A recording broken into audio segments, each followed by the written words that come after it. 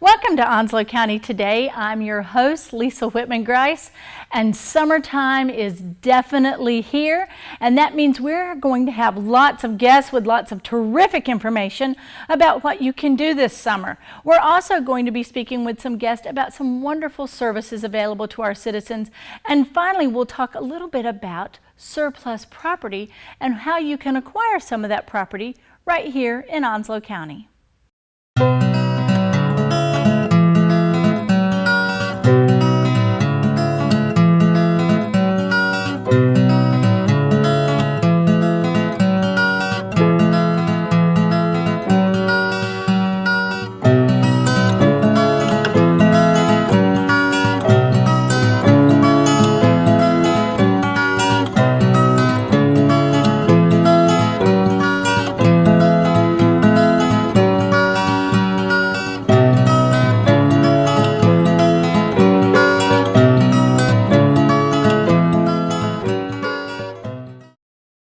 Welcome back. And now we are going to be speaking with Sheriff Hans Miller, the Honorable Sheriff of Onslow County. Welcome, sir, to Onslow County Today. Thank you. It's so good to be here. Now, Sheriff, the reason we ask you here today is we are preparing for that summer season. We know the kids are out of school. We've got lots of wonderful visitors coming to visit our beautiful beaches. We have unexpected rain showers. And with that means traffic delays, traffic concerns. So we want to talk first about safe travel. And then as we have left our homes and hit the road for vacation, we want to talk about home safety as well. Absolutely. So the first thing we want to talk about is mindfulness while we are driving on our busy roadways. Exactly. When people are on vacation or they have a day off and they go to the beach or they go shopping or whatever they want to do it safely and return back to the home safely. So we have some suggestions.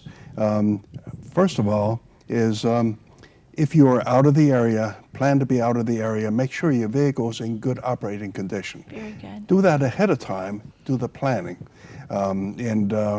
Whether it's a motorcycle, whether it's a car, a vehicle has to be inspected to make sure everything is functioning.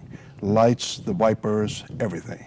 You know, one of the things that I always think about is those sudden rain showers. And so your car is covered with dust, you've been to the beach, it's covered with salt, then those sudden rain showers blow up, and I never seem to have the windshield wiper fluid in my car when I need it. It's always dried up because I haven't thought about it. That's right, because you know, most people don't plan for it, but I think we recommend people do plan for it. And one other thing about rain showers, when you operate your wipers, the state law requires that you turn your lights on, because you may be able to see, but that car coming toward you may not be able to see you in time to avoid a collision. Okay, so we've talked about our windshield wipers. Next thing, if we're going from top to bottom, we want to make sure that all the coolants and everything are also in place, you know, for overheating, making sure that our vehicles stay cool, and the notorious oil change. Absolutely. I think depending on what vehicle that you operate, and I'm not going to put a number to it, I'll let the mechanics do that. Right. But check and make sure whether you're due for an oil change, and have somebody do it or you do it yourself, and you fill it to the appropriate level, because if you overfill it, that is not good for the engine because it creates some kind of turmoil inside the engine. But also another thing that I would recommend is make sure that your tires are inflated to the proper pressure. Because if you overinflate a tire, you reduce the amount of traction. If you underinflate it, then potentially you could have, either one of them could cause a blowout, and you don't want a blowout in the middle of the road. And with changing temperatures, that changes as well with the air pressure. It does. And many of the cars have actually a sensor that will notify the driver, okay, check your pressure, whether it's over or under. Okay, so first things first, great operating condition from top to bottom, that the car has everything that it needs for the machine to operate properly. And then how about the driver to operate properly? The driver to operate properly.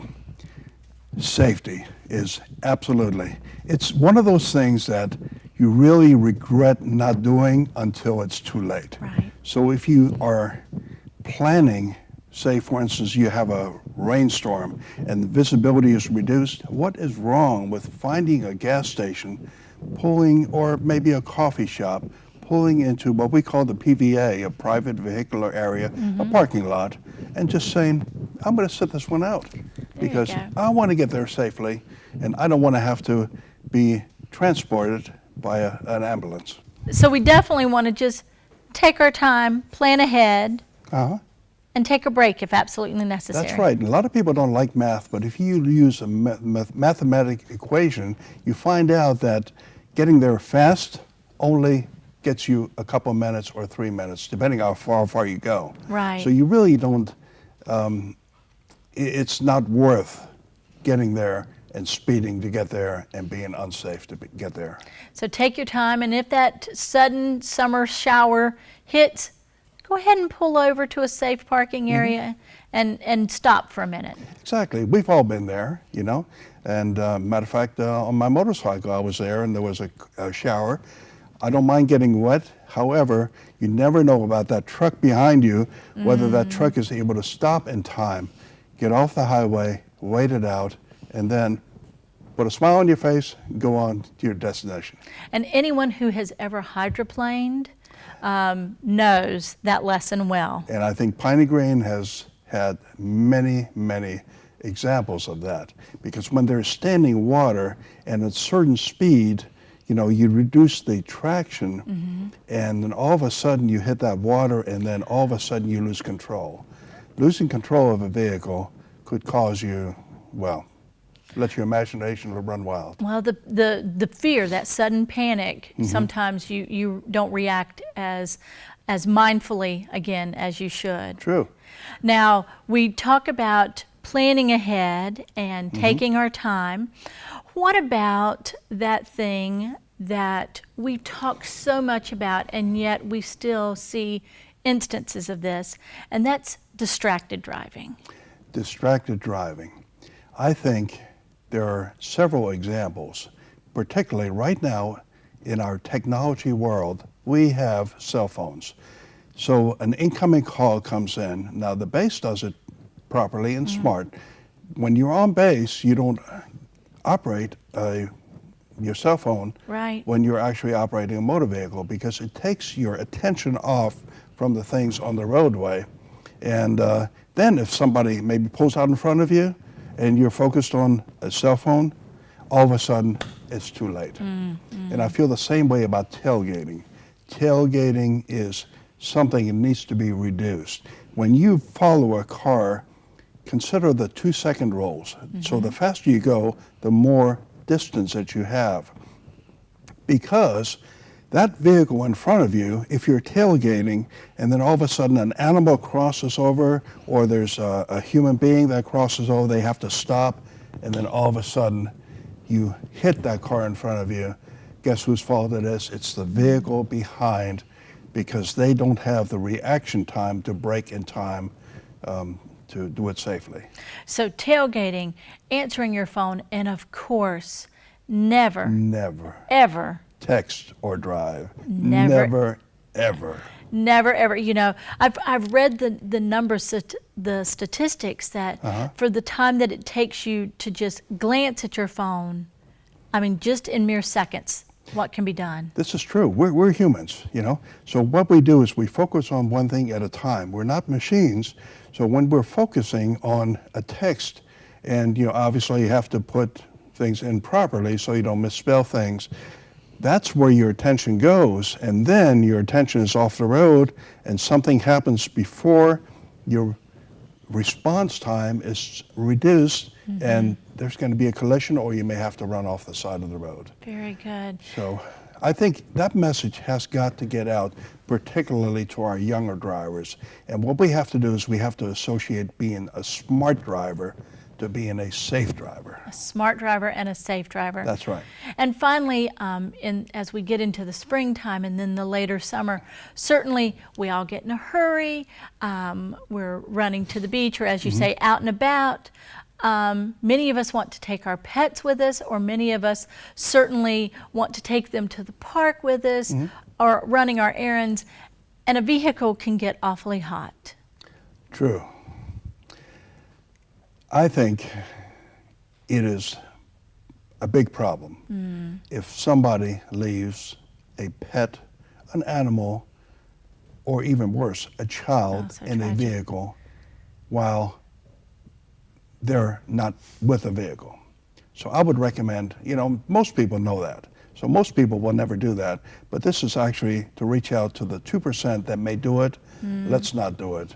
Always take the child or the pet with you, or find a way to secure or some kind of supervision for the pet when you can't take them into a place. And I've even seen little reminders for people who have young children, and you're thinking about a million things, and so, so tragically that occurs. And it's not just in the summertime when it's 85 degrees, because even in very temperate climates, a vehicle can heat up dramatically. True, because the atmosphere inside the vehicle is captured. So the more the sun shines on the vehicle, and then the air inside doesn't go anywhere, so it just kind of heats up, and it's just not good for the brain and the body in general. So we've thought, and we're being mindful, we're being smart drivers and safe drivers. So we're ready to take to the road, we're ready to go on vacation, but that means leaving our house empty for a week, a long weekend, with the holidays coming up this summer. What kind of tips and advice can you give to our folks who are ready to go out on vacation? Yeah, well, social media is very common with many people. I would recommend not to advertise that you're going to be away from your house. Don't advertise, because a lot of times, people that you trust say, okay, they're going someplace and good luck and all those good comments, but somebody may see it and I said, oh, nobody's going to be there, and let your imagination run wild. There you go. But we don't want house. that. So I would say, don't advertise it. Let somebody that you trust know, look, I'm going to be out of town, and that's where neighborhood watchers are very, very beneficial for that. You have that kind of relationship with somebody that you trust. Right. So when you're out of the area, let them know, please watch my house or our house, and give them written permission to go into your mailbox, written permission, Right. to make sure that no postal violations are occurring, because not anybody can go into your mailbox without some kind of permission. Right. And then also a newspaper. If you get newspaper delivered, have somebody pick it up on a daily basis, because if you have a lot of newspapers, a lot of mail, somebody's going to say, 1, 2, somebody's out of town. Telegraphing that house is empty. Exactly. Now, the other thing you could do is, how can we secure our homes? We've made the necessary preparations, but somebody sees, the lights are out for a long time. Even if there's no mail or newspaper, doesn't seem like there's a lot of foot traffic going on. What are some other things we might do? That's a very good comment, very good question. What I recommend is timers inside the house. Great idea. So what you do is you have maybe a lamp or something that is visible if it's on from the outside. Put it on a timer. At a certain time, that light will go on, and then that light will go off maybe 2 or 3 hours later, and then another light will come on, and it almost sends a signal like, okay, they're moving from that room to that room. Somebody might be at home. Might be at home. And also maybe put it on TV. So the TV screen, if it's visible from, sometimes the bad guys will look through a window. Right. But they see a TV on, they say, oh, well, See that watching. flicker, see that changing. Exactly, through the curtains. And what about just in general securing our property with locks, deadbolts, even security or camera systems? Exactly. We've had incidents where trailers were stolen. Somebody pulls a truck in, hooks up a trailer, and all of a sudden the trailer is gone. What I would recommend, and I have a trailer, whether it's a boat trailer, whether it's a flatbed trailer or some kind of trailer, or even trailers containing tools, you always want to lock it. Also, you always want to lock your car, especially absolutely. overnight, because we've had so many complaints about car breaking and enterings. Right. And what the bad guys sometimes do, and I call them bad guys because they are bad guys. Right. They go through and whether it's a parking lot or maybe a subdivision 2, 3 o'clock in the morning when people are asleep, they go through and they check doors. If a car door is open, they go through, they rummage through things, they might find valuable items and so forth. So absolutely secure everything, and when it comes to trailers, disable the lip. So you can put a lock on it, or you can put a heavy-duty chain through it to delay, because the bad guys say, well, look, I have to spend a lot of time here. Let me go to we call that hardening the target. Hardening the target. I'm going to remember that. That's fantastic.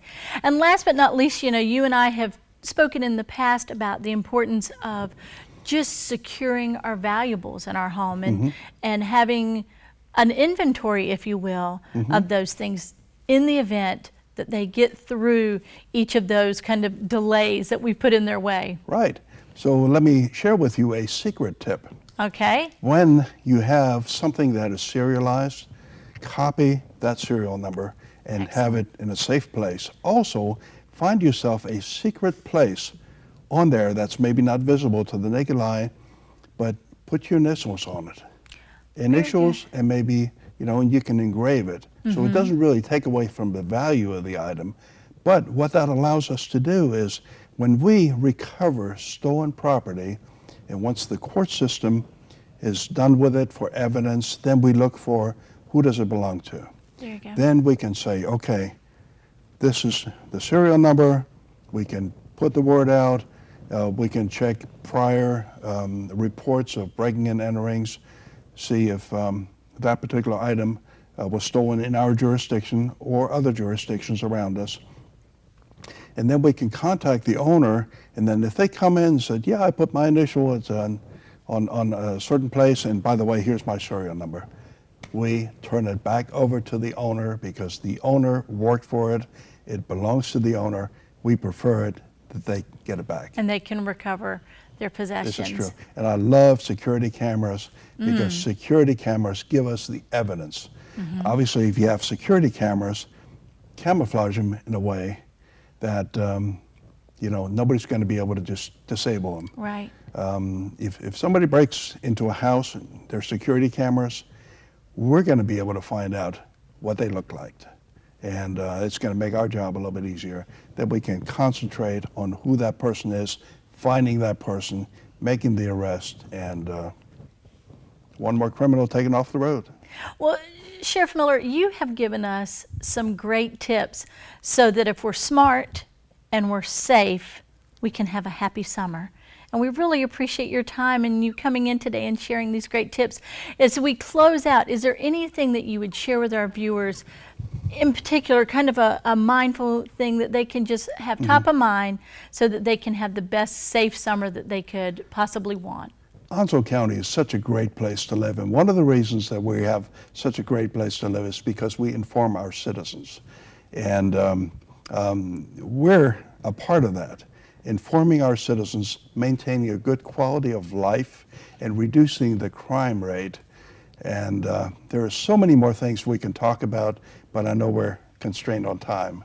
Well, we'll just have to invite you back again and we'll talk again, but thank you so much for taking, I know out of your very busy schedule, to come and share with our citizens just how they can be safer this summer. So thank you so much. Thank you. We love Onslow County.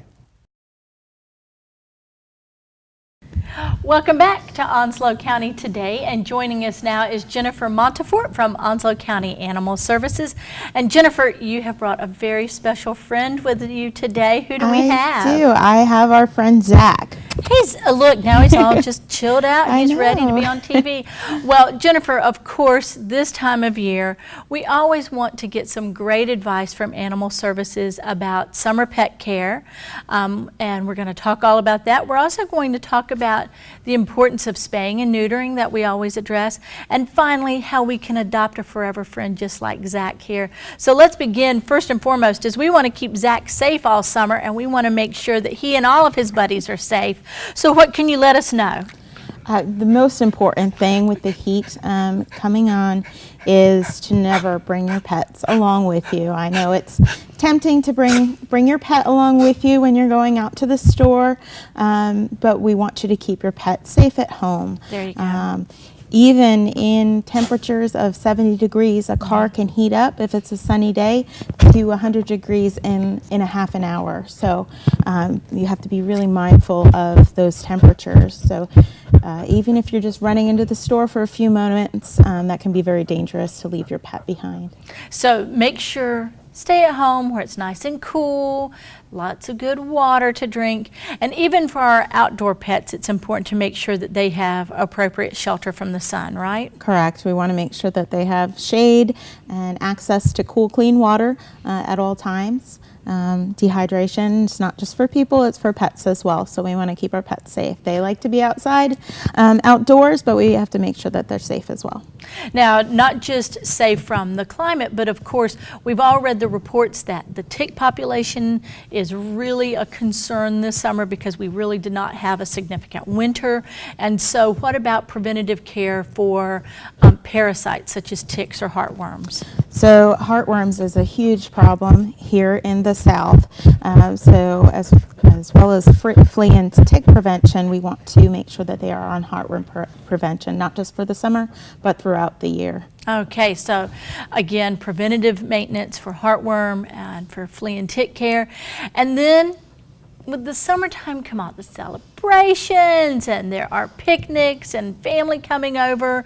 And of course, we want to have barbecues and cookouts. Yes. But not always the best idea for Zach and his buddies. No, though the food is tempting, and it's tempting to give them some sweet treats at times, it's best to have our furry friends eat the food that is best for them, which is pet food. Okay. So we want to make sure to especially keep toxic foods out of the way of pets, things like onions, avocados, chocolates especially. There's a lot of sweet treats going around in the summertime. Definitely keep them out of the way of our pets. Things like bones can be choking hazards, so we want to make sure that they are out of the way of a curious hound nose. And the other thing is, of course, since we're outside, the door is opening and closing all the time, and people are coming and going, and maybe even we're having some fireworks, you know, and fun celebrations, and we want to make sure that our homes are secured and they can't get out as well, or the hustle and bustle of the holiday season. Correct. It can be stressful to have many people coming in and out of your home, so the best thing to do is to keep your pet away in a quiet room. If you have a crate, make sure he has access to that crate to where they can escape and get away from the hustle and bustle of the day. Fireworks as well is a scary time for many animals, and at the shelter we see a lot of animals coming in the day after the 4th of July. Make sure that your pet is secured, put them in a quiet room with maybe a radio on, someplace that they feel safe.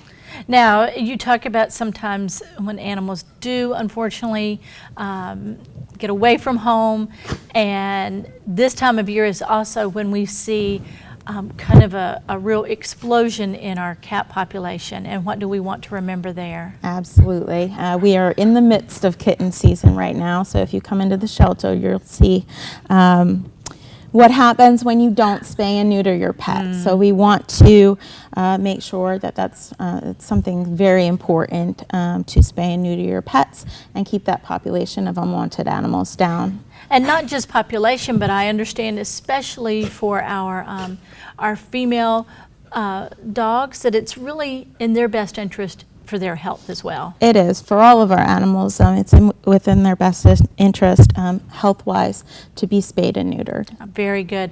And lastly, sometimes our friends can't go with their family. Sometimes our families are deployed or moved. Sometimes pets are surrendered, and sometimes pets are lost, and they make their way to animal services. And so we want to talk about how we can bring one of these forever family members home with us. Talk a little bit with us, Jennifer, about adoption of one of these great guys. Well, Zach is just one of many amazing animals we have at the shelter right now and throughout the season. Whatever you're looking for, whatever breed, whatever size, whatever type of animal, you name it, we've got it. We are open Tuesday through Saturday. We have lots of hours where you can come in, take a look at the pets, spend some time with them, make sure it's a correct fit for you. And then if you do choose to adopt, and we hope that you do, if you're looking for a furry friend, you can bring them home that day. It's a very simple process. Well, I always tell you this, our Gracie at home was from Onslow County Animal Services, and she is part of our family forever and always. Finally, with the summertime coming around, we probably have some high school students who are interested in some volunteer hours. How can they volunteer with Onslow County Animal Services and maybe give some time to folks like Zach here? Absolutely. We love our volunteers at the shelter. We have lots of opportunities to volunteer, whether in the shelter or helping us at outside events. It's very simple to volunteer. We actually have an application online at onslowcountync.gov, as well as on our Facebook page, which is Onslow County Animal Services. Wonderful. You fill out that application and we get you in to help us out. Well, I can't imagine that anybody would not want to spend some time with somebody just like Zachary here, or your kittens, and sometimes you even have some unusual creatures there at the Animal Services every once in a while. Every once in a while. We mainly have our dogs and cats, but every now and then we'll get an odd creature, a ferret or a guinea pig or something to that effect. Well, you have given us some great advice for summer safety for our pets, to share the love with them, to keep them safe all summer long, and to open our hearts and our homes to them. And Jennifer, it is always a pleasure. Again, let's give folks your telephone number where they can reach you, and also your website. It is 910-455-0182, and then our website is onslowcountync.gov/animal services. We also have a Facebook page with lots of information, which is Onslow County Animal Services. It's a great Facebook page. Zach, Jennifer, thank you all for coming today. Look, he's going to pose just one last time. Thank you so much for joining us and for sharing your love of Onslow County animals. Thank you so much. Well, welcome back to Onslow County Today, and joining us now is a very familiar face to Onslow County Today, Peggy Garner, Director of Onslow County Cooperative Extension. Peggy, we're so glad to have you. Thank you for having me. So, Peggy, in the last few months, you have had some changes at your office, and you are wearing, I don't know, about 15 different hats. Just a few. And in one of your capacities there, you are going to be teaching some home preservation classes. And so we want to talk about those classes. Now, my idea of home preservation is always architectural preservation, but you're talking about food preservation. That's right. And so we want to talk about what the classes are, when the classes are, how people can participate, and really we want to kind of jump off with the idea that home preservation is really kind of experiencing a resurgence, isn't it? It is. It is. We are seeing a lot of people wanting to plant their own vegetables, and then they're calling saying, I don't really have anybody close to me, especially with the military individuals being here. Can you tell me what I need to do? Many of them also are feeling okay with water bath, but one that we see a lot of people are very fearful of, and that's the pressure canner. Right, right. We all see, kind of television, and in the olden days we used to think about how pressure cookers, pressure canners, we're all scared they're going to explode and blow all over our kitchen. So this is a very different type of preservation, very different type of teaching, not like what we might have seen on television a long time ago. It is, and we just want people to feel comfortable with it. So Lisa Rayburn, who is our horticulture agent, she and I work together with the classes because a lot of times people have questions about what's the better variety of peppers to grow or cucumber to grow, that type of thing. And so she can bring in that component, and then she and I will work together because she has done a lot of canning with her family through years. And now that I am just getting into this with role change, she's helping me out with that as well. And so it's just a great combination. We have a lot of fun together. And also with the participants that we've had. Now, when you begin this idea of beginning canning for somebody who's maybe a novice and, who remembers fondly Grandma's pickles or canned vegetables. How do you get them started? What are the first steps? Well, right now what we are telling people is that we would really encourage them to come to our very first class that we're going to have in July. We'll be running them on Wednesday nights from 6 to 9 p.m. And unfortunately for us, that's the only night that we, because of the other classes that we have at night, are able to provide the class. But we will ask them to come to the very first class, which is the basics of canning. Okay. That way they will learn the product that they need to have, when to get the product, the type of jar to use, and just give them some really good resources so they will feel like they go into the information with as much knowledge as they need to have, as well as they will have us as resources that they know that they can call if they have questions as they get started.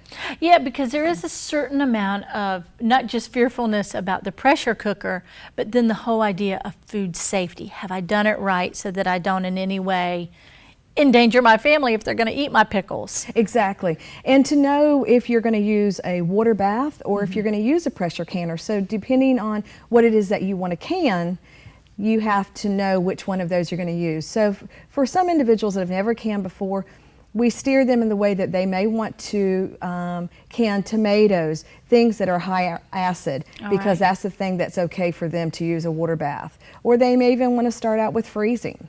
Okay. And this time of year, you know, with our strawberries getting ready to end, and June brings about the blueberry for us, that they may want to try freezing first just to kind of get into it before we go into the water bath and then maybe do the pressure canner. But pressure canners have really changed, and we can give them a lot of information. The classes that we have are hands-on classes, so it's not that they're just going to sit and take notes. When they leave at the end of that evening, depending on whichever class we are having, they will have actually gone through the whole process, and we make sure every participant. So if you have someone who really stays in the back of the class, would really rather just take notes, we're going to actually have that individual get up and go through the whole process so they feel comfortable. So really that hands-on learning, just like if you were at Grandma's house learning how to do it. Exactly. Just like that. So we go to our classes, we're learning how, and of course if we don't have our own gardens, we are very fortunate because Onslow County has not one, not two, but 3 locations for our farmers market. We do. We are very blessed that we do have the 3 locations on every Tuesday from 10 till 2. We have a location for individuals that can get aboard based at Camp Lejeune. They can go there, and it currently is in the parking lot of the commissary and the PX. On Thursdays from 10 to 2, we are over on Western Boulevard, what many of us used to call Western Boulevard Extension, in front of Best Buy in their parking lot. Once again, that's from 10 to 2. And then on Saturdays from 8:30 to 1:30 is when we are at the main farmers market building, which is at the county complex at 4024 Richlands Highway. We have a lot more vendors on Saturdays because some of our vendors work and they can just participate in the Saturday event. But also we have community events that we are having that day as well. In the month of May, we were able to have an 18-chair band that was there. Of course, during the month of June, July, and August, we actually have like other chefs that will be coming to do demonstrations. We have music that's going to be, so there's a lot of different activities that we will have going on. So it's really this idea of a community gathering place. The farmers market is not just to get the best berries or the best beans or the best cucumbers, but also this place of gathering and connection with each other. Exactly, and you know, we do want to really promote food preservation because that is something that we see a lot of people going to. But in addition to that, with the farmers market, we have individuals that have handmade soap there and other things because people are just really kind of going back to the basics. And they want to do that themselves. So if I want to go back to the basics and take your class in July, what do I need to do in terms of registration and cost, or do I need to bring anything with me? You won't need to bring anything with you except just the willingness to learn. And Also, if you will just call the office, which is 910-455-5873, we can give you the dates of the classes and tell you where to send your registration, because we are having to go out and purchase the product that we'll be using during the class. So that's the reason we have to charge the registration fee to cover the cost. Okay, to cover the cost of the materials. Correct. But that's a registration fee that really, you will carry the skill set with you forever. Absolutely. And something that you Absolutely. And we are encouraging everyone to come to the very first class that we will have, and then they can pick and choose the other Wednesday nights they come, depending upon the topic that we're having. They may or may not be interested. One will be jams and jellies, another class will be salsas. I know the one that we did last year, we did a peach mango salsa, which was a hit. I don't know which they were more willing to do, learn how to make it, or be the very first guinea pigs to taste it once we finished it. But we were able to teach people, like with mango, when you buy a mango, if you're going to use it right away, you can go with a more soft one. If you're going to use it in 2 or 3 days, then you want to get a harder one. So we're able to teach that as well when we're teaching the classes. And I know that you and I spoke some time ago. You also took a class recently where you're bringing some skill sets, because I can't think of anything scarier in this world to cut than a mango. Right. It is a tricky, tricky fruit. And you recently yourself took a class, always learning and bringing it forward, about knife skills. I did. I was actually accepted into a class, which is a 9-day class, and they separated up by 3 different times, 3 days, and it's cooking local foods made simple. And we are actually able to work with chefs. And one of the chefs went through the different knives, and we had to spend about 45 minutes just cutting with those knives, because we're having to break old habits. And we're trying to use the skills now that the chefs have, and those are some of the skills that I will be teaching during the preservation classes, because you're not going to wear your hands and your arms out as fast if you're doing it properly, and also hopefully won't have as many finger cuts. So safely as well. Absolutely. So always in the spirit of cooperative extension, you have knowledge that you're then passing on and sharing for our citizens. Finally, Peggy, for folks again who may not be familiar with cooperative extension and its location and all the vast array of classes that you all have to offer, you gave us the address, but give folks kind of a geographic setting for where they can find you. We are out on Highway 24/258. We are right past the signal light that you would go to the county government center, across from Pony Farm Road in that area. And if you were going to the airport, we're about 2 miles before you get to the airport coming from the Jacksonville area. Very good. So preservation classes, pickling, jams and jellies, freezer preparations, water bath preparations, pressure canning, all the skill set that we need so that we can preserve and prepare our own food for our families. Peggy, as we kind of close out, and you said you taught this class last year, what has kind of been the feedback, if you will, as people have learned this skill and revived this skill? One of the nicest things is that they will stop by the office and say, hey, I just want to show you my tomatoes that I canned, or I got so excited because I was able to share this skill with my granddaughter, that type of thing. Just seeing the joy on their face, that's something that they were so fearful of doing, skills that they may have learned when they were younger working with their mom or their grandmom, and now they are actually taking on that skill, and just seeing the satisfaction in their face that they finally did attempt something they've been wanting to do, and they were successful in it. And it's not always going to be successful. There are going to be pitfalls too, but we can walk them through those pitfalls, and hopefully the next time they do it, they're going to be successful at it. So just seeing people learn, that's the greatest pleasure that we have in our jobs. Well, Peggy Garner, thank you, and thank you for teaching us how to preserve and how to really make the most of the bounty that's available here in Onslow County. We thank you for that, and we thank you for your time. Thank you so much for having me. Welcome back to Onslow County today, and we have a new friend joining us. This is KRISTI Heath with Onslow County Senior Services. KRISTI, we're so glad that you're here today. Thank you. I'm thrilled to be here. KRISTI, as I understand, you are relatively new to Onslow County. You've been with us not quite a year, is that true? Correct. I started July of last year as home the home care program director. Well, very good. Well, we're so happy to have you. So happy you can take time out of your schedule to come in and talk with us about home health and hospice with Onslow County Senior Services. We want to talk about the services that you offer. We also want to talk about how our citizens can learn more about it.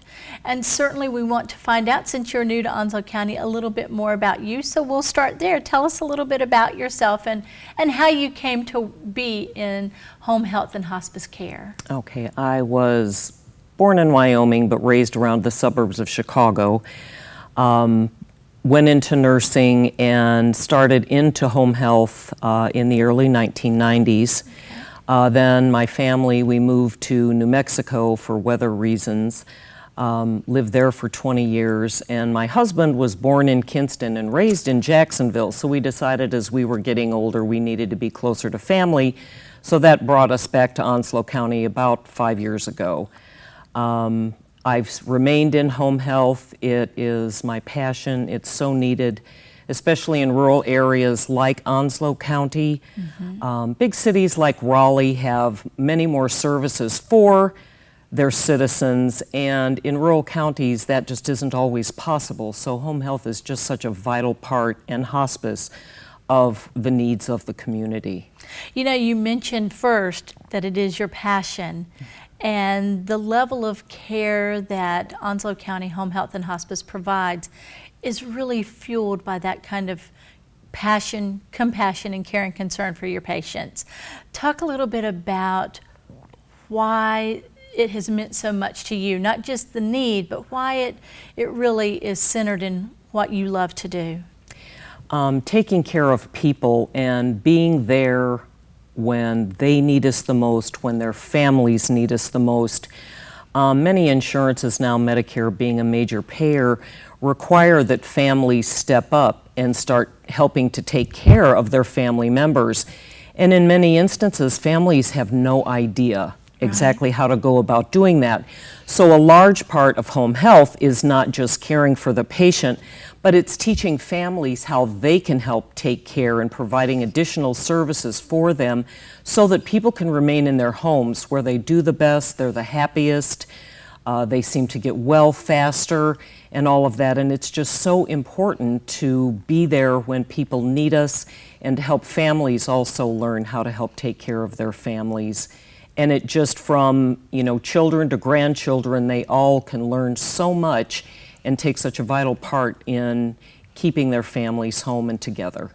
I think that you hit on such an important part, the fact that when we are at home in a familiar environment, surrounded by those that love us, aids in our healing and speeds that up. We oftentimes think about the older patient, but as you shared, it's really about all ages, isn't it? Exactly. We take patients from newborn babies clear to those that have reached 100 or beyond. We can meet the needs of any patient that is out there. We have many, many services from, of course, nursing, home health aides, speech therapy, physical therapy, occupational therapy.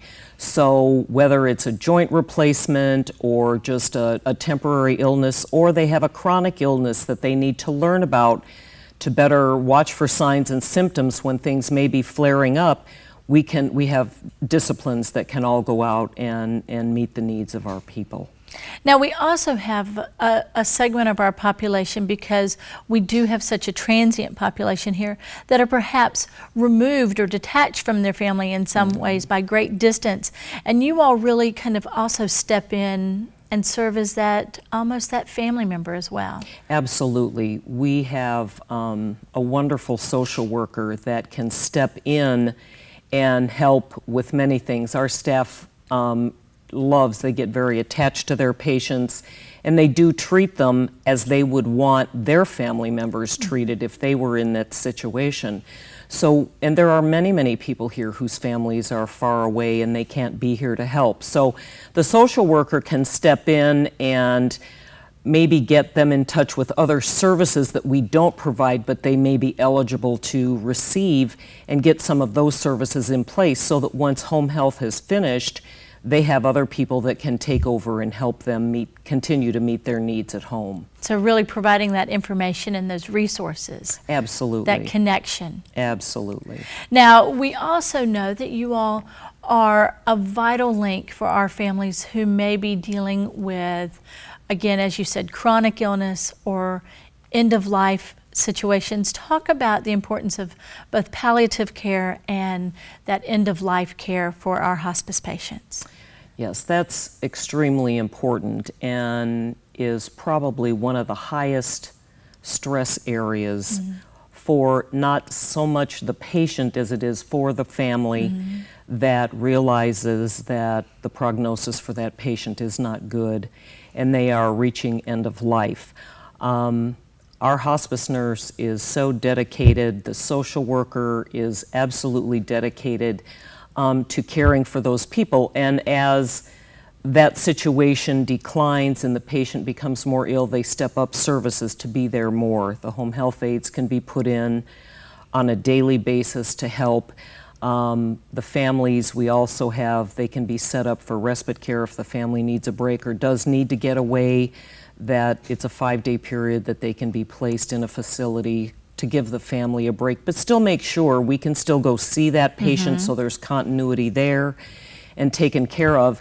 And even after that family member does pass, they're entitled, the social worker stays in for an additional 13 months just to help support the family, help them work through that grieving process, and just help them work through all of that. Because even though that person is very ill and dying, you're never ready for it to be today.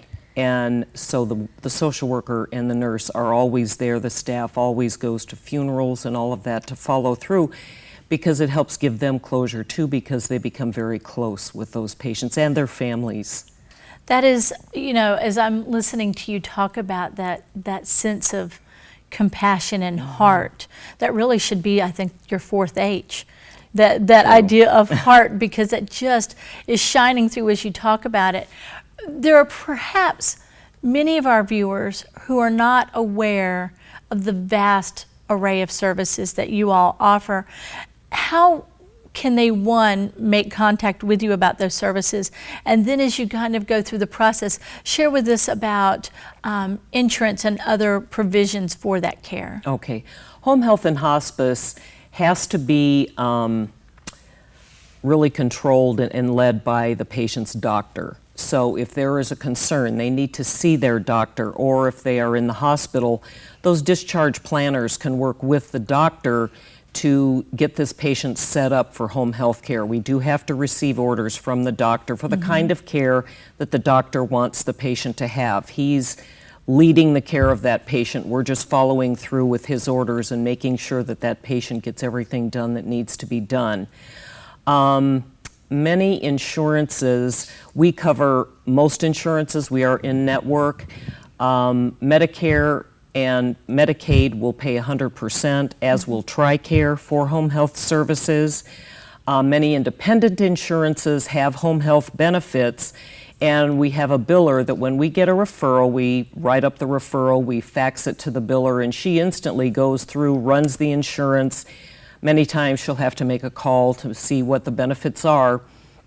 And for most insurances, we are in network. Occasionally, we will run into one that we are not. And if the patient goes with us, they may have higher copays.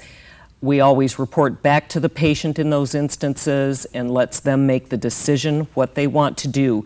If they do decide they want or need to go with an home health, that is in network, we'll do everything we can to set them up and make sure that that particular home health agency gets all their information, that the doctor is aware of it, and we can get that patient set up with the right home health care.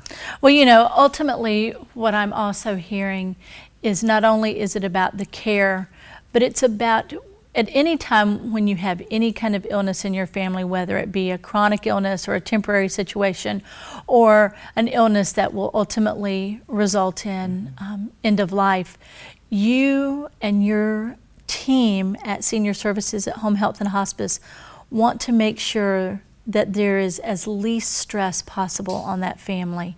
I can hear it in your conversation about not just the care, but making sure that everything is in process for them so that they don't have to think about it as least as possible. Talk about, you said this idea of maintaining contact. Talk about the stress on your providers and how you all assist each other in making sure that you continue to do your best possible job. What do you do within house to make sure that you all are still maintaining that level of spirit for care? We have 7 nurses and 5 home health aides. Most of our staff has been with Onslow County Home Health and Hospice greater than 5 years, wow, which is wonderful. And the nurses cover specific areas so that they're not, spread too thin driving all around, because that increases stress levels tremendously. The nurses set their own schedules. They determine how many visits a patient needs based on their acuity and what's going on with them. We have weekly nurse meetings on Thursday mornings. We discuss new things that are going on. We all can discuss problems that maybe a nurse is having or an aide is having with a certain patient situation. We try and keep the same staff in with each patient because that's continuity. They can notice differences in that patient rather than if you're having someone new every time, they didn't see that patient last week or their last visit, and they wouldn't pick up on a slight change. Right. If there ever is a problem, sometimes we will put teams together to go in. Maybe the nurse will go with the physical therapist, and so they can work on problems together. I have an open door policy. My staff can come to me at any time if they have an issue or a problem, and I've gone to patients' homes if there have been problems and discussed things with them, because our patients are our top priority and we need to do what we need to do to meet those needs. So there's nothing that we are not willing to address and accommodate to make sure people are taken care of the way they need to be. Well, finally, as people are listening to you and want to know more about the services that you offer or have questions, what is the best way for them to reach you and to find out more about that heart that Home Health and Hospice has for our citizens? The best way to reach us would be to call us. Our number is 910-577-6660. Okay. I'm more than willing to speak with anyone. They can ask for me, KRISTI. I will give them any information that they need. I can explain Home Health and Hospice benefits and our role in the community and how we can help them. If it isn't exactly what they need as far as Home Health and Hospice, then we can make recommendations as to what we feel they do need. And usually within the county, we have a service that can help them with that. So we can transfer them, or I'll be happy to take their number and have someone else get in touch with them so that we can make sure they're taken care of. Well, KRISTI Heath, we want to thank you for your service. We want to thank you for your team and what they do for the citizens. And we want to welcome you to Onslow County and look forward to many, many more conversations with you because it is obvious that the heart you have for the care for our citizens is immeasurable, and we want to thank you for that time. Thank you, and it's our honor to be able to serve the people of Onslow County. Welcome back to Onslow County Today, and joining us now is Laura Jones, Onslow County Purchasing Agent. Laura, we are so glad to have you here today. Hi, Lisa. Thank you for having me. Now, Laura, we have known each other for quite a while, and you have really risen in the ranks with Onslow County Purchasing and watched it evolve over many years. And today we're going to talk about surplus property and sharing with folks how Onslow County now processes surplus property. And so we want to kind of get started by explaining exactly what is that. Lisa, surplus property, there's actually 2 types. We have real property and we have personal property. Okay. And personal property consists more of tangible items such as file cabinets, desks, chairs. It could be appliances, even heavy equipment at the landfill. whereas real property is building or land. Okay. And so when we talk about real property and the selling of real property, how does the county handle that? What is that we offer, and how do we know, how does the public know what might be available? Well, on the county's website, under the purchasing department, we list all of our surplus real property, and they're listed by township. And there's two methods that we use for selling real property, because it has to be sold using a competitive method. And basically what that means is that we can't just sell it outright to an individual. We have to allow other citizens the opportunity to make an offer on it too. Okay. So we can either post it on GovDeals, which is an electronic auction.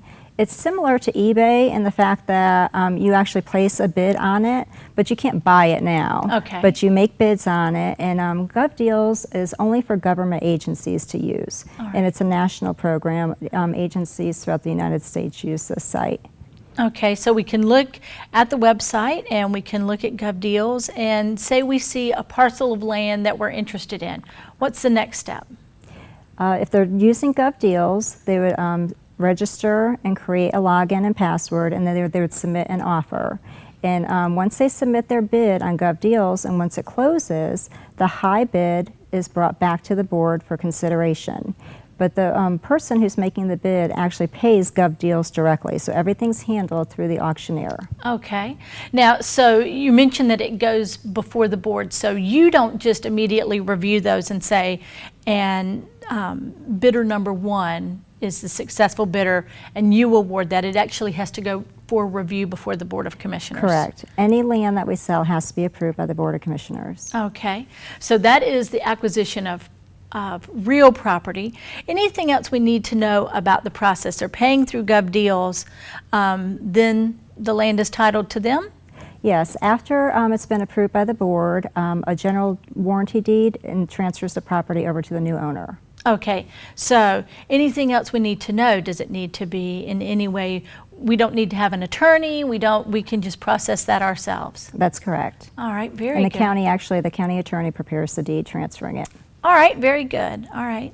And then what would be anything else that we might need to know about that surplus property? Is there a time frame that they're available for sale, for example? Well, when we post it on GovDeals, we're actually going to list some more property on June 22nd, and they'll be available for 10 days, so people can log in during that time. But we also accept written offers. So if a citizen is on the website and they see a parcel of land that they would like to make an offer on, they can submit a written offer. And what we have to do when we receive written offers is, again, we send it to the board and they consider the initial offer. And then after that, we advertise it in the daily news. And once we advertise it, we wait a full 10 days, which, again, this process allows other citizens the opportunity to place a bid, an upset bid. And if we do not get any upset bids within that 10-day period, that offer is brought back again to the board for final consideration. Okay. However, if we did receive an upset offer, then the new high offer gets published in the daily news. We wait another full 10 days until we go 10 days without any upset offers. All right. So, for example, if that first bidder then gets outbid, they have that opportunity again. To come back and submit a higher bid, yes. All right. So what about personal property? You mentioned file cabinets or desk or even heavy equipment. How does that significantly or a little bit different from the real property process? The surplus property, the personal property, again, the larger pieces of equipment we will sell on GovDeals, like heavy equipment. We also have a surplus store, which is available to the public, and we only sell workable items in the surplus store. And the store is located at the purchasing warehouse off of Onslow Drive Extension, and it's open Tuesday, Wednesdays, and Thursdays from 10 to 3. Okay. Is that a cash or check, or do you also accept cards? We do not accept credit cards at the store. It's cash or check. You come in and basically carry it out that day. All right. And again, you said workable items. So, you know, if people very rarely use VCRs anymore or VHS players, but there are those who have their collections and their VHS machine has gone out of commission, and so they're looking for a new one. They're not going to go and get one that's just there, it will be a working It'll be item. a workable item, yes. Okay. What else about that process would you like us to know in terms of, I get it home, is there is there a no refund policy? All surplus items, whether it's Pardon me. real property or personal property, is sold as is. Okay, sold as is and no returns. Correct. Okay, you just never know, trying to answer all the questions that the public may have. Laura, if people are curious in general about surplus property that the county may offer, either real or personal property, is the website the best location for them to look? It is. If you go to www.onslowcountync.gov and under the General tab, select Purchasing, there's a tab for surplus property, and it just talks about all the procedures, policies, list of surplus property, and everything you need to know. Well, very good. Laura, as we close out, is there anything in general about that property sales, either real or personal, that you'd want to share, or how they could reach you for more information? They can contact the office at 910-455-1750. Well, very good. Well, Laura Jones, thank you. This is probably not something everyone's aware of, and we like to make people who are watching us aware of all the options that they have in the county. So thank you for bringing this important information. Thank you for having me, Lisa. As always, we want to thank you for joining us for Onslow County today, and a special thank you to each of our guests. The Honorable Hans Miller, Sheriff of Onslow County, Jennifer Montefort from Onslow County Animal Services, KRISTI Heath from Onslow County Home Health and Hospice, PEGGIE Garner with Onslow County Cooperative Extension, and finally Laura Jones from Onslow County Purchasing. It is summertime, and this is the perfect time to get out and explore your Onslow County today.